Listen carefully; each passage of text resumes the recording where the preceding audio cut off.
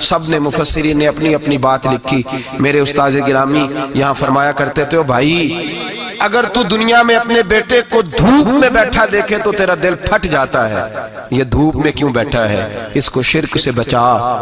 شرک اکبر سے بھی بچا، اصغر سے بھی بچا، خفی اور جلی دونوں قسم کے شرک سے بچا۔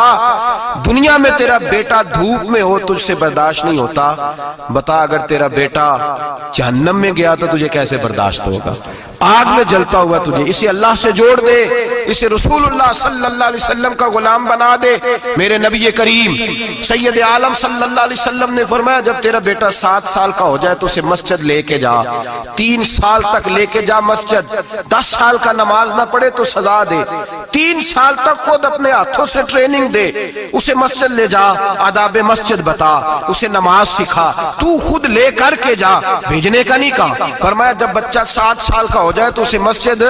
بڑی محنت کرتے ہیں ہم بیٹے کو بنگلہ دینے کے لیے، بینک بیلنس دینے کے لیے، دن رات ایک کر دیتے ہیں، خدا را سے نمازی بنانے کی بھی محنت کرو۔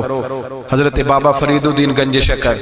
رحمت اللہ تعالیٰ علیہ کی اماں کہتی ہیں جب میرا بیٹا پیدا ہونے والا تھا تو میں رب کی بارگاہ میں دعا کرتی تھی، اللہ اگر تو مجھے بیٹا دے تو اس طرح کا دینا بیٹا میرا ہو پر بندہ تیرا ہو، اے اللہ اگر بیٹا دینا تو اس طرح کا دینا، میرے اللہ اس طرح کی مجھے اولاد دینا کہ دودھ وہ میری چھاتی سے پیے پر شکر تیرا ادا کرے، اے اللہ اگر بیٹا دینا تو اس طرح کا دینا کہ قوت روٹی روزی وہ زمین پہ کھائے لیکن اسی زمین پر وہ تیرے دین کا سپاہی بھی بنے، وہ مجاہد فی سبیل اللہ بھی بنے۔ حضرت بابا صاحب کہتے ہیں مجھے شکر پسند تھی، اماں بڑے جتن کرتی ہے بیٹے کے لیے، بڑا کچھ کرتی ہے، تو بیٹے روٹی ٹائم پہ کھانا فلاں ٹائم، کہتے ہیں مجھے شکر پسند تھی۔ میری اماں سردیوں کے ٹھنڈے موسم میں اٹھ کے میرے لیے پانی بھی گرم کرتی، مسلح بھی بچھاتی اور پھر ایک پڑیا شکر کی بنا کے میرے مسلح کے نیچے بھی رکھتی، کہتی بیٹا نماز پڑھے تو اللہ شکر دیتا ہے۔ آپ فرماتے ہیں میں روز نماز کی 5 نمازوں کے وقت مسلح اٹھاتا تو پڑیا شکر کی ملتی، سکول اور مدرسے کے میں اپنے کلاس فیلوں کو بھی کہتا نماز پڑھو بڑی پیاری شکر ملتی ہے، کہتے ہیں میں روز شکر کھاتا۔ ایک سویرے فجر کی نماز میں اماں نے وضو تو کرایا، مسلح بھی بچھایا،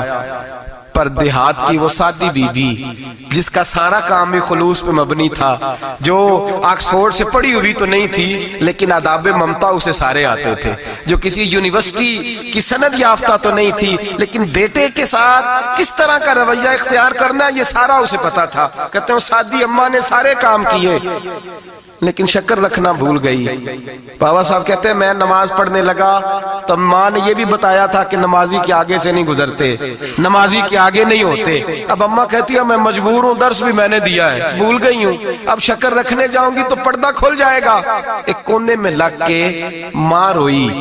بیٹے کی شفا کے لیے نہیں، بیٹے کی نوکری کے لیے نہیں، بیٹے کے اچھے مستقبل کے لیے نہیں، ماں روئی آنسو بہے تو کہتی کیا ہے، اے اللہ میں اسے اپنے آگے جھکانے کو جتن تھوڑی کرتی تھی، تیرا بنانے کے جتن کرتی تھی، اے اللہ مہربانی فرما میری پردے داری کر، اگر راز کھل گیا تو میرا فرید نماز نہ چھوڑ جائے۔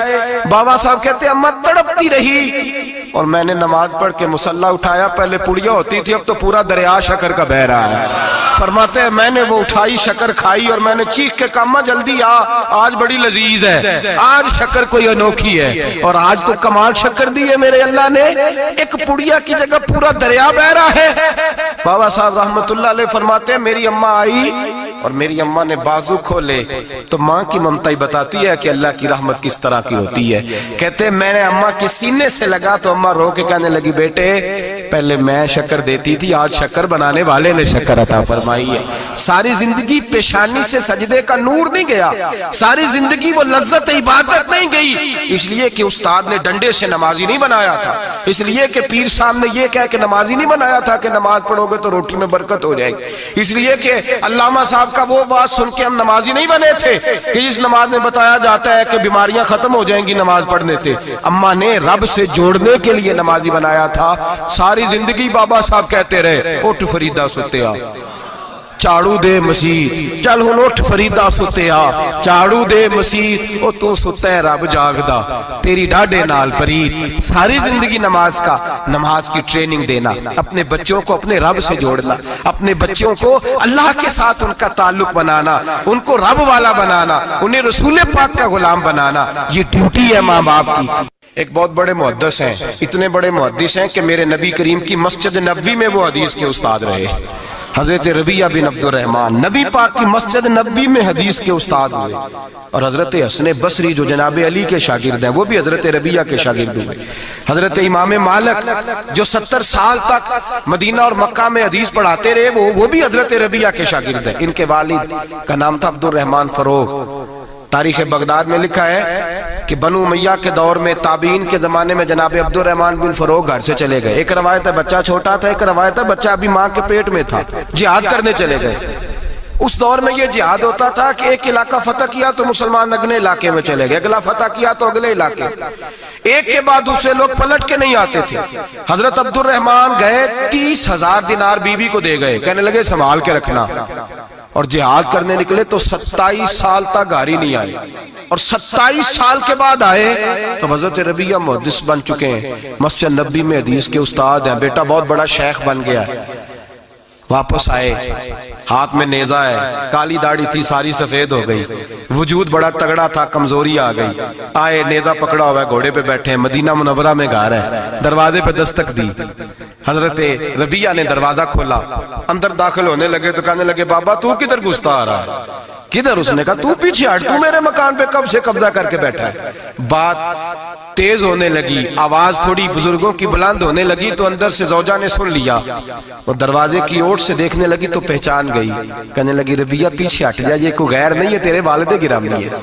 ये तेरे वालिद है। अंदर आए, बाप बेटा मिले, असर की नमाज का वक्त हो गया, बड़ा रोए, 27 साल के बाद बाप लौटा, 27 साल के बाद बड़े रोए।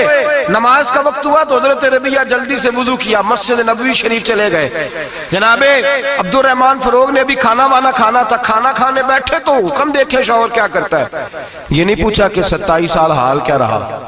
पूछने लगे मैं तुझे 30,000 दिनार दे गया था वो किधर है?